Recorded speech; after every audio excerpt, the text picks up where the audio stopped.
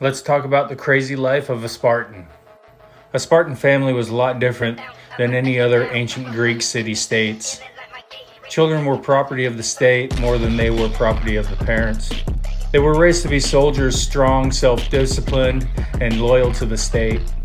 Unfortunately, Sparta practiced infanticide more than any other city-state back then. Infants were examined by soldiers after they were born. They were also bathed in wine instead of water to see how they reacted. If the babies were considered weak, they would leave them on hillsides to die or sell them into slavery. Just horrible. Soldiers would take the boys whenever they reached age 7, and they would basically go live in a dormitory with their peers. The boys would endure harsh physical discipline and deprivation to make them strong and tough. They were taught to fight and survive and to be trained as soldiers. Even the older boys would willingly beat the younger boys to make them stronger.